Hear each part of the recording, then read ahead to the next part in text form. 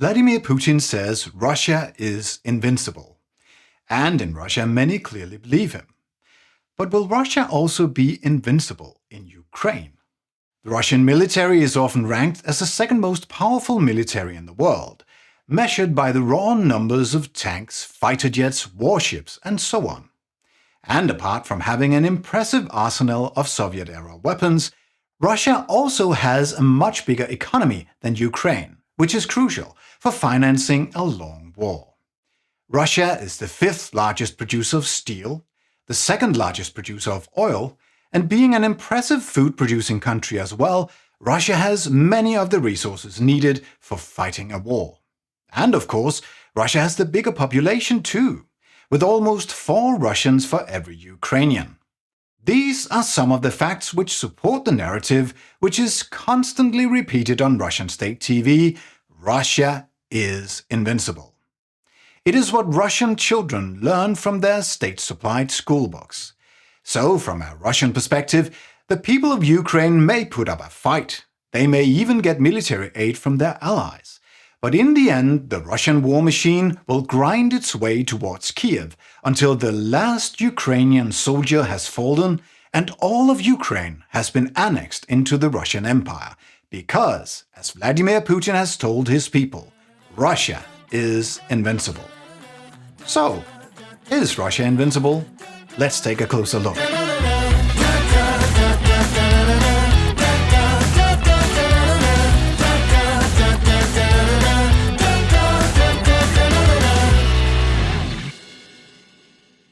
At the beginning of the war, I encountered countless videos online of Russians being captured or even killed. But I rarely saw videos of Ukrainians in trouble. Suspicious of that, I looked up which social media were popular in Russia, and I realized I was not using any of them. I was in a digital echo chamber. So I started using social media which Russians use, and I soon realized they were in an echo chamber too, only their echo chamber created the exact opposite picture of the war, with countless videos of Ukrainians losing. This told me neither we nor the Russians have a clear picture of the war. So in this episode, I want to dig deeper. I want to show you some of the important overall trends in the Ukraine war to answer the question, is Russia invincible? To illustrate these trends, I have broken the war down into 4 distinct phases, so we can see how well the Russians have performed in the different phases of the war. The first phase was the pre-war phase. This was the time period up until Russia invaded Ukraine on February 24, 2022. Then came the invasion phase, where Russia had the element of surprise.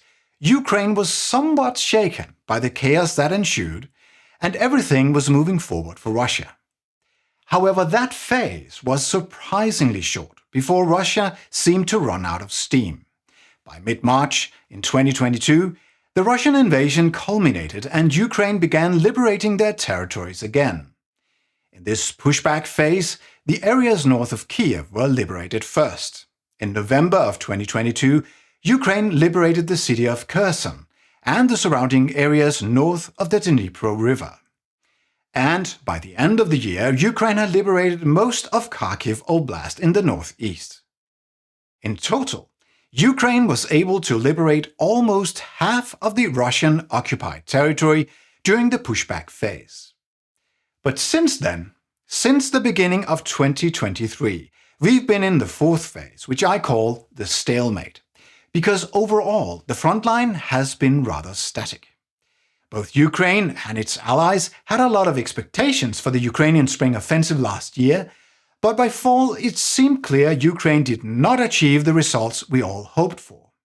Then came the long wait as presidential candidate Donald Trump decided to put international security at risk by having his Republican Party work against Ukraine by holding back US weapon supplies, thereby delaying Ukrainian advances even further. This is why, at this very moment, we are still in the stalemate phase. Here's a map of the front line by the beginning of 2023, and here is the front line now. There are minor changes here and there, but local movements of a few kilometers do not really change the war. The most talked about battle during the stalemate phase was the Battle of Bakhmut, once a city of 71,000 people. Russia managed to take Bakhmut in May 2023, and this event was used politically in Russia to claim success. But in reality, Russia lost 60,000 soldiers in an operation which only moved parts of the front line 10 kilometers west. This is why taking Bakhmut was in fact a Pyrrhic victory, and it exemplifies how many of the successes presented on Russian state TV have a costly side story, which some Russians never hear. So to avoid this distorted image of the war, we will now examine what it really takes for Russia to be invincible in Ukraine. I've identified 3 essential prerequisites for Russia to continue the fight. First, we will look at regime stability. Because if the Putin regime falls and Russia descends into internal chaos, Russia would likely lose the war too. Then we will look at the Russian economy, because if the economy fails, Russia loses its ability to finance the war. And finally, we will look at Russia's military capabilities, which are required for success on the battlefield. I will place these 3 prerequisites in this table, allowing us to see how Russia is holding up throughout the 4 phases. Obviously, Russia satisfied all 3 prerequisites when invading. They had regime stability, they had a strong economy, and they had the necessary military capabilities to defeat Ukraine. And I believe Russia must keep on satisfying these prerequisites to be able to continue the war. In other words, if any one of them is not met, it will be game over for Vladimir Putin. So, let's examine how well Russia has performed in the remaining 3 phases. To answer the question, is Russia invincible?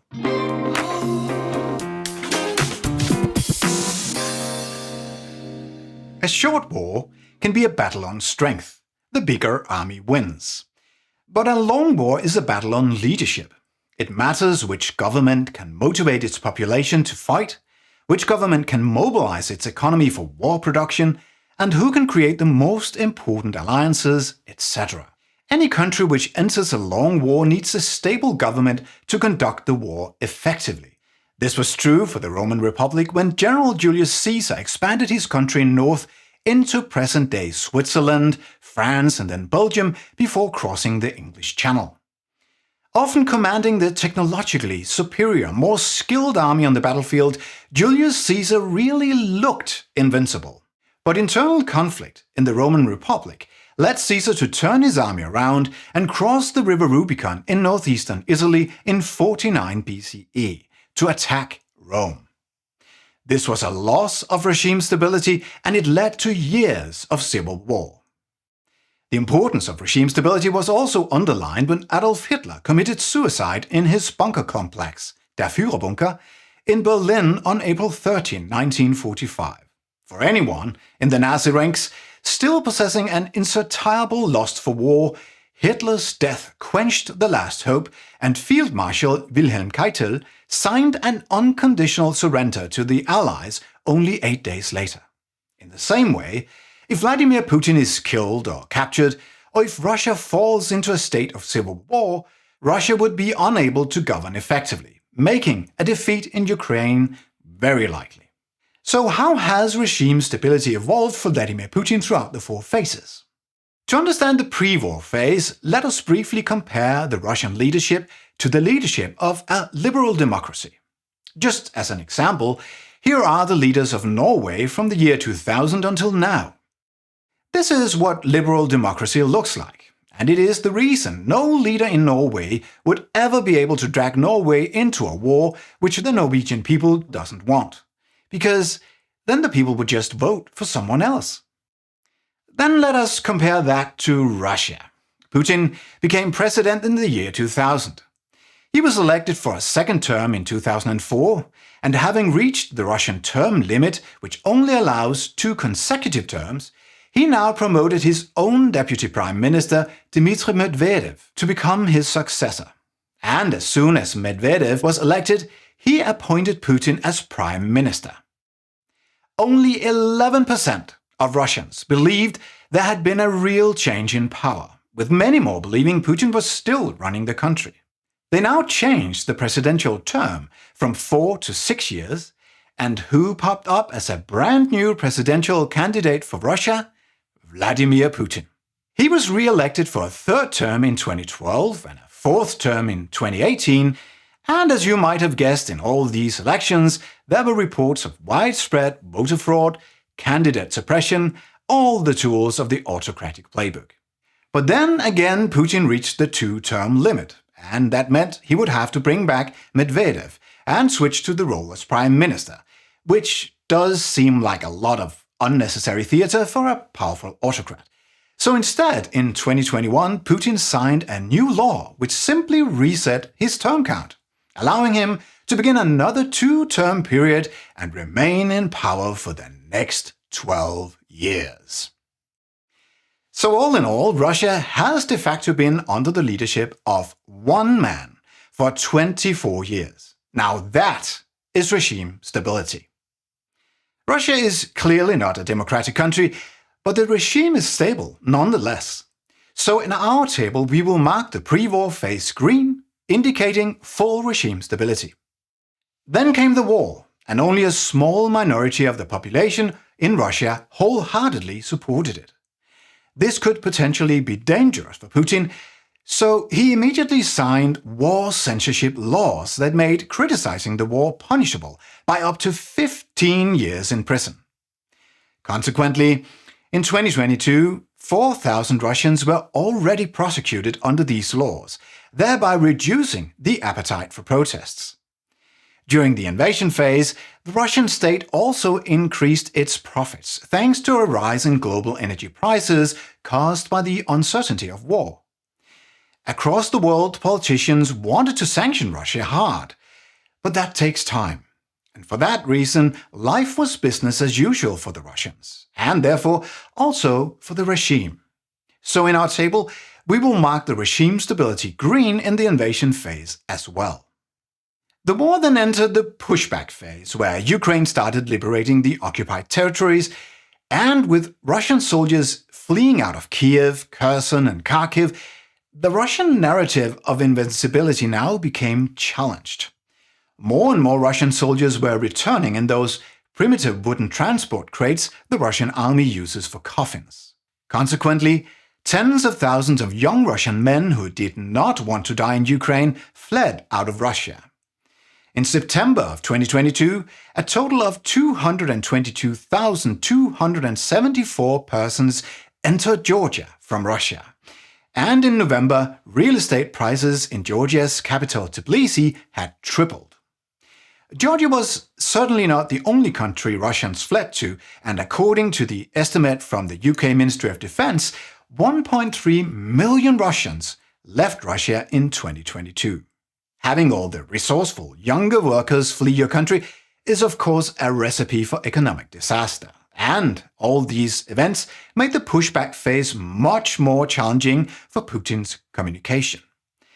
The invasion of Ukraine now looked ill-prepared, and Putin's imperialistic ideas seemed out of touch with reality. But nevertheless, the Russian regime managed to keep a firm grip on power by cracking down on every single sign of dissent.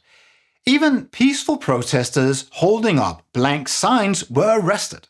So in the pushback phase, regime stability surprisingly remained. But the stalemate phase was a different story. Sanctions against Russia were starting to take a toll on the economy. Russia suffered severe losses on the battlefield. Ukraine began attacking targets inside Russia using new drone technology. We even saw drone attacks in Moscow. And as mentioned, in the Battle of Bakhmut, Russia lost 60,000 soldiers, 20,000 of which were killed, meaning this one battle was more deadly to the Russians than the entire 9 years of the Soviet-Afghan War. This became Russia's Julius Caesar moment, because the Battle of Bakhmut had been led by Yevgeny Prigozhin, who was in charge of the private military company, the Wagner Group. During the battle, he became so angry with the Russian leadership, he launched an armed rebellion. Like Julius Caesar, Prigozhin turned his column around and drove to the Russian city of Rostov-on-Don, where he took control of the military facilities. He then continued north towards Moscow, a highly dangerous moment for Putin. But Putin presented a deal to Prigozhin where he guaranteed the safety of the Wagner mercenaries if they ended their rebellion. And unfortunately, Prigozhin made the fatal mistake of trusting Vladimir Putin. He accepted the deal, only to be killed 2 months later when someone placed a bomb on his private jet. The Russian regime survived this incident, but having thousands of skilled mercenary fighters advance on your capital is a clear sign Putin's regime is starting to lose stability. So for the stalemate phase, we will mark regime stability in decline.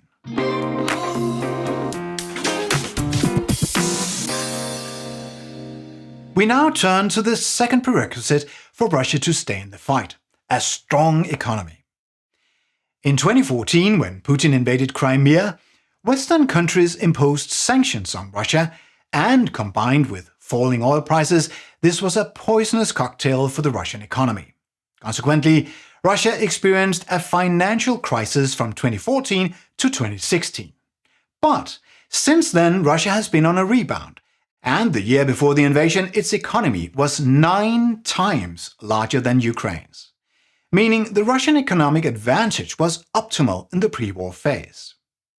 The gross domestic product, or GDP, of a country is a good measurement of its economic strength, and it shows how much combined economic value a country creates per year, which could potentially be used to support the war effort. Surprisingly enough, in spite of the sanctions imposed on Russia, its GDP has been growing. The reason is, the Russian state is using all its savings to ramp up war production.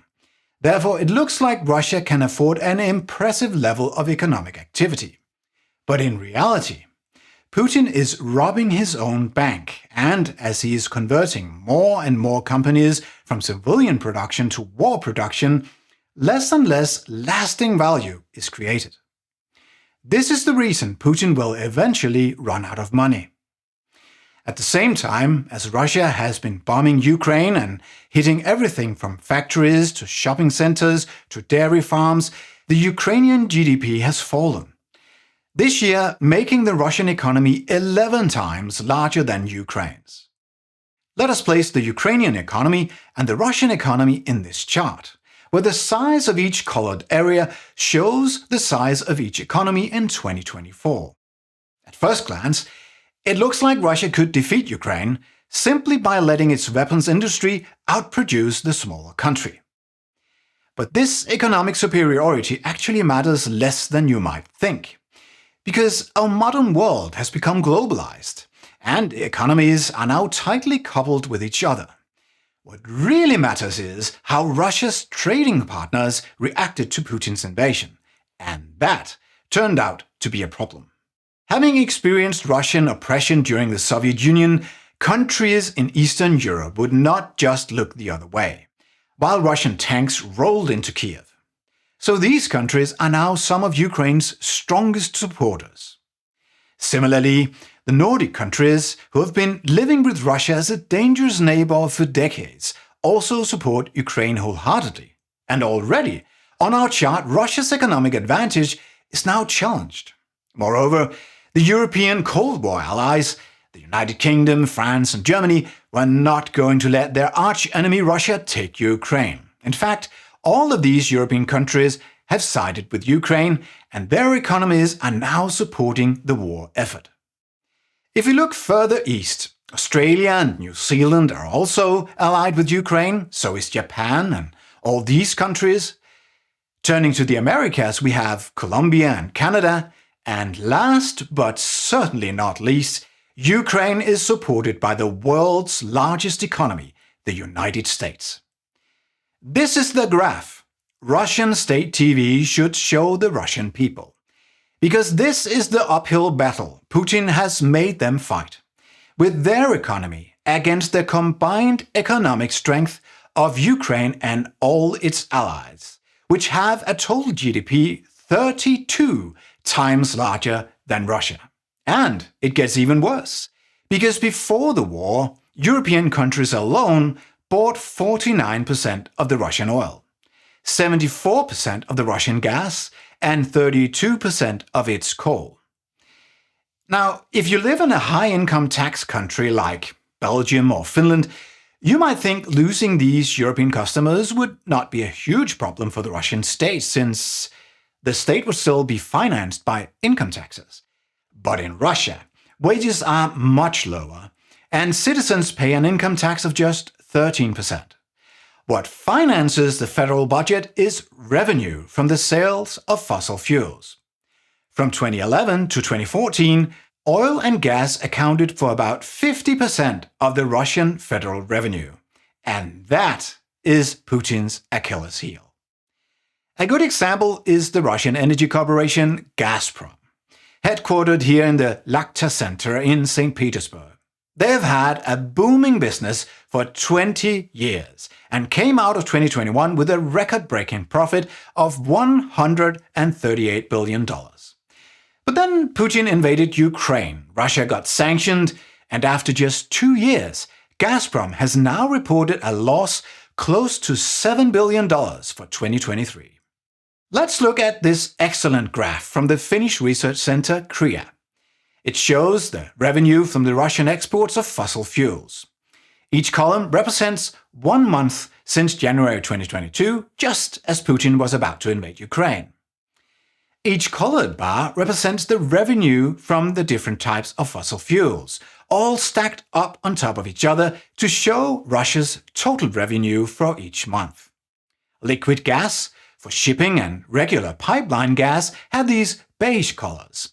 And as you can see, the band of beige bars is shrinking dramatically as time progresses. What you see here is the company Gazprom losing revenue. The red bars are the oil products such as the gasoline in your car, and the 2 different purple bars represent crude oil. These revenue bars also shrink, but not as dramatically, and this is because as Europe has moved away from the Russian oil, countries like China, India, and Turkey have been happy to exploit the situation and save money by buying the now cheaper Russian oil. What really would have helped us is if Europe could speed up its transition away from oil.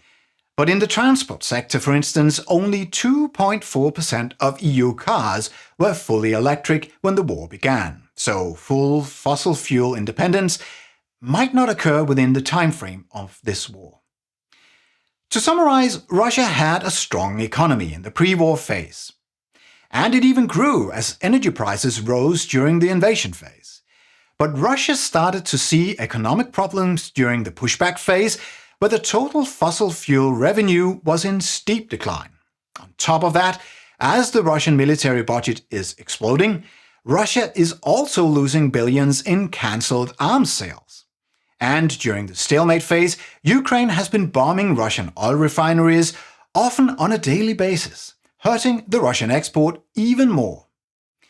After more than 2 years of war, the sanctions are beginning to hurt, and Putin has now been forced to raise taxes considerably for all income groups from next year.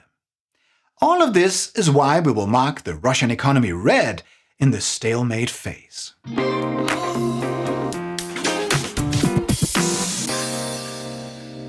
This brings us to the third prerequisite for Russia to stay in the fight, its military capabilities. To understand what is meant by military capabilities, let me give you an example. After Ukraine liberated Kherson, Russia wanted to prevent Ukraine from crossing the Dnieper River to liberate the rest of Kherson Oblast. And while there are many ways Russia could do that, Russia chose to delay Ukrainian advances by blowing up the Kakhovka Dam 60 kilometers further up the river, thereby raising water levels by more than 5 meters downstream. Clearly, the Russian army had the military capability to achieve that desired effect on the battlefield. But there are many aspects to having that capability. First, you might have policies that prevent your army from causing an environmental disaster of this magnitude. But only days before the explosion, Putin's regime issued a decree which said, until January 1, 2028, technical investigations shall not be carried out into accidents at hydraulic structures that occurred as a result of military operations. That sounds absolutely horrible, but from the perspective of military capabilities, this solved the policy problem.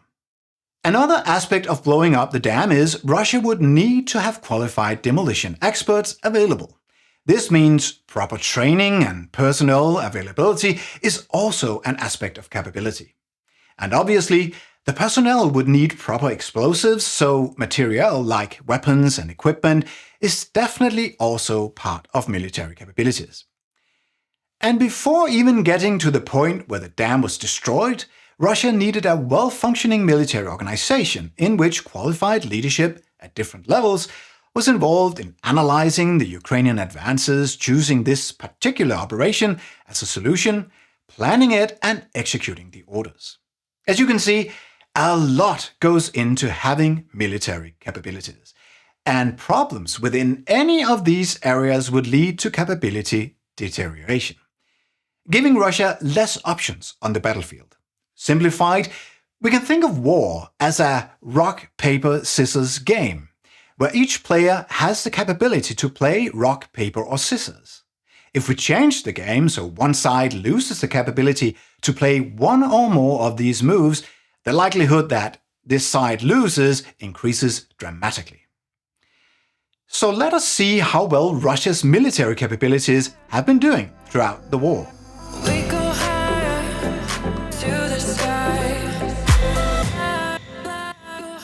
In the air, Russia had significant advantages in the invasion phase.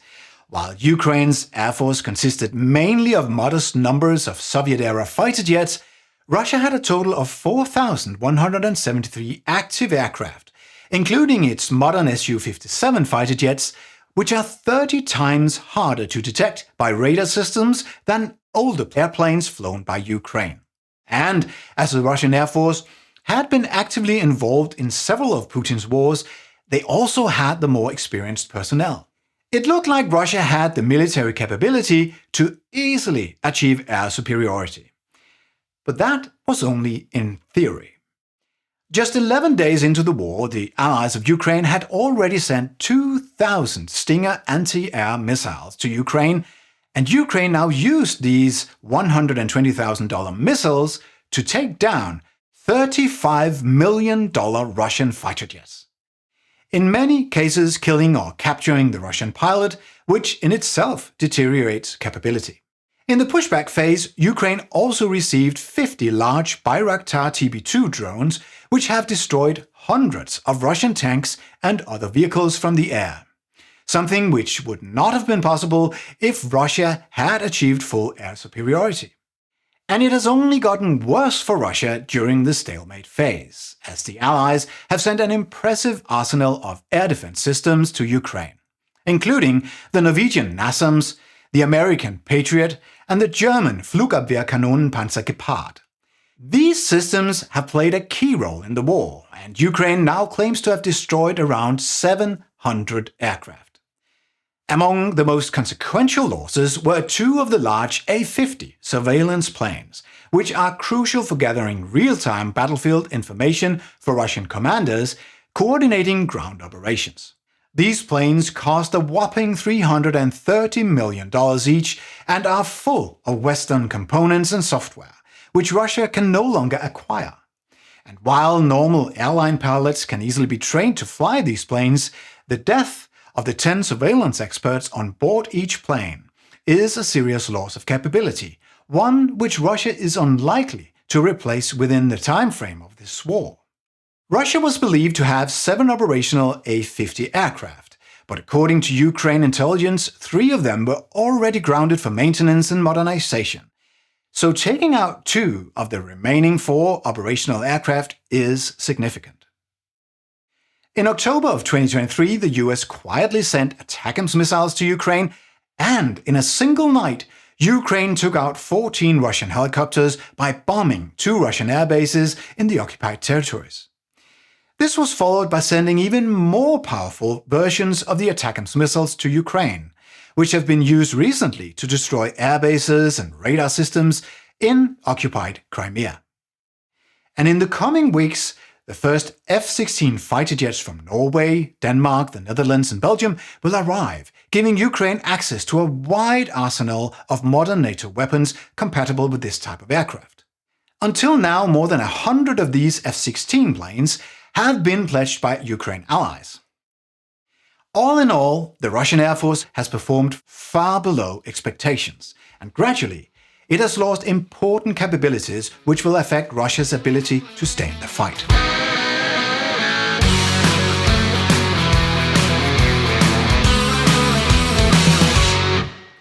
Where the Russian Air Force has failed, Russia's ground forces have stood their ground.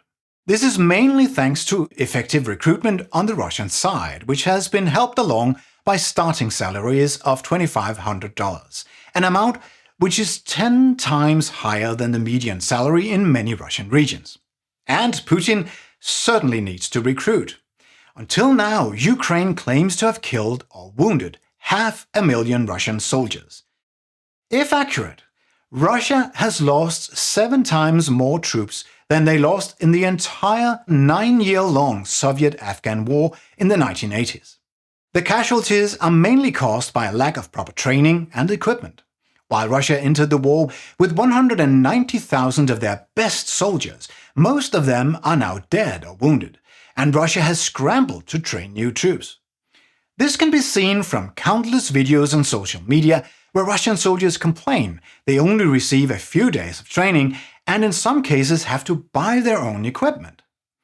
We've even seen rifles as old as the Mosin Nagant rifle invented in 1891 used by some Russian soldiers. They also complain about the lack of vehicles, artillery, grenades, jamming equipment, and radios. Even basic items like proper clothing have been in short supply, and consequently, an unknown number of Russian soldiers have frozen to death during the winters of this war. All in all, Russia's army has done a better job than the Russian Air Force, but the short supply of equipment and the poor training results in enormous losses and substantial deterioration of capabilities.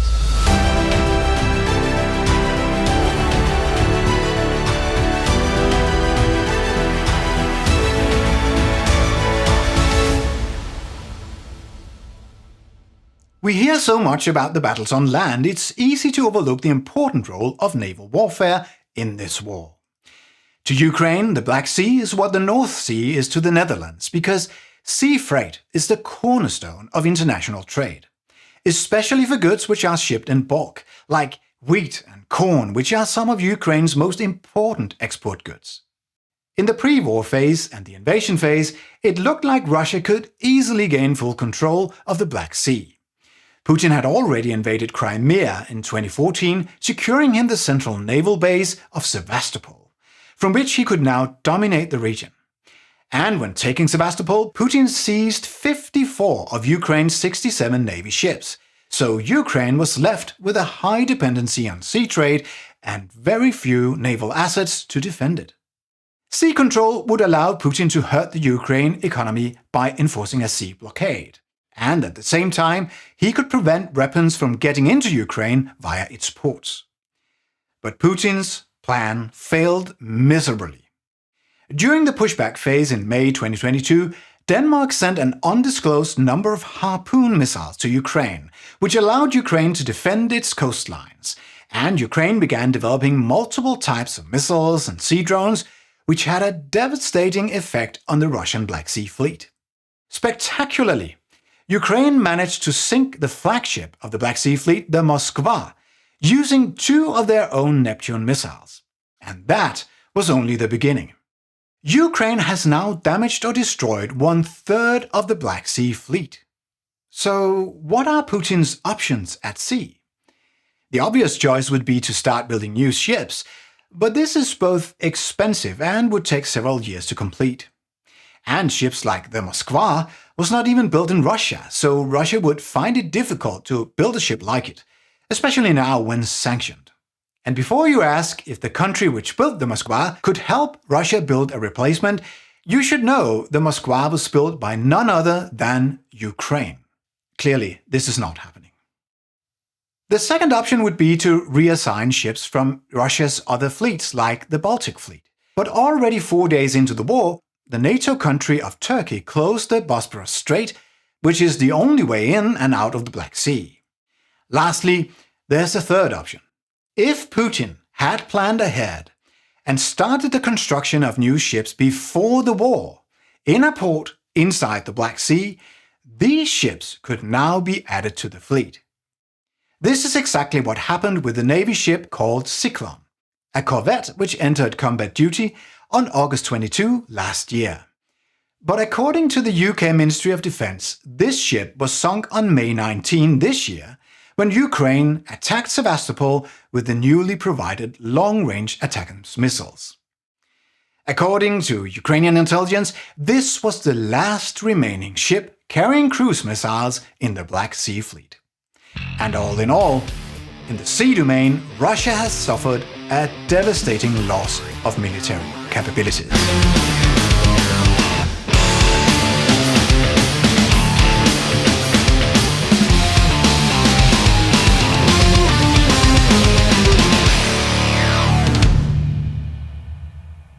Russia began this war with superior capabilities, both in the air, on land, and at sea. Before the war, everyone saw the Russian forces as the second most powerful military in the world. But there are solid reasons. Many now consider Russia only to be the second most powerful military in Ukraine. Throughout the invasion phase and in the pushback phase, Russia has lost essential military capabilities, and as Ukraine has procured more advanced weapons from its allies and introduced several of their own innovations on the battlefield, Russia has suffered even more capability decline during the stalemate phase. The Russian economy has been a similar story. By sacrificing the Russian financial reserves, Putin has been able to delay the economic impact of the war. He has seized billions of dollars of assets from Western companies, and this has helped his economy in the short term. But at the same time, Putin has solidified Russia's status as a pariah state, a kleptocracy where no reputable international company will risk doing business as long as the thief is in charge. And while Putin's regime still manages to govern effectively, we are starting to see cracks in the walls around the Kremlin. Putin has fired several ministers and generals due to his own dissatisfaction with the way the war is going. And Putin himself is a most wanted person to the International Criminal Court in The Hague. We do not even know what his fate will be. All Russian dictators have been very different, but they do have one thing in common. They rarely die of old age. There's no denying this war has taken a heavy toll on the Ukrainian people. The human sacrifice is unbearable. But looking at the overall trends in the war, I firmly believe Ukraine will win this war. Thanks to Ukraine's impressive resistance and the important alliances Ukrainian President Zelensky has forged, the tide is turning in Ukraine's favor. The war has, in several ways, become asymmetrical. On one side, Putin is spending all his financial reserves, and once the war chest is empty, it will be game over.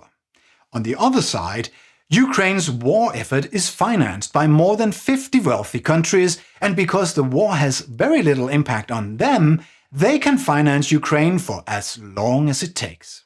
The alliances Putin is trying to create with Iran, North Korea, and China has proven to be of limited value. These countries may be enemies of the West, but they are not friends with Russia. Being dictatorships themselves, they have their own political agendas. But let us get back to the main question. Is Russia invincible? I will end this episode by quoting a famous person who held a speech in 2007 talking about what makes a people invincible. This person said, "The Second World War did not break our people's spirit, and it gave birth to numerous examples of mass heroism. Even facing all manners of torment and hardship, even seeing their comrades fall, our soldiers nonetheless retained their faith in victory. Millions of people defended the independence and dignity of their country on the fronts and in the rear, under the occupation and in underground resistance. And they proved that a people fighting for its freedom and its very right to live is invincible." Those words were said by none other than Vladimir Putin. He was talking about Adolf Hitler, an evil dictator who made the fatal mistake of invading neighboring countries. A megalomaniac so insane he thought he could conquer the world. What an astounding twist of fate, that only 15 years later, Putin himself strayed down the same cursed path. For it is now the Ukrainians who are under attack by the evil dictator. And, in Putin's own words, a people fighting for its freedom and its very right to live is invincible.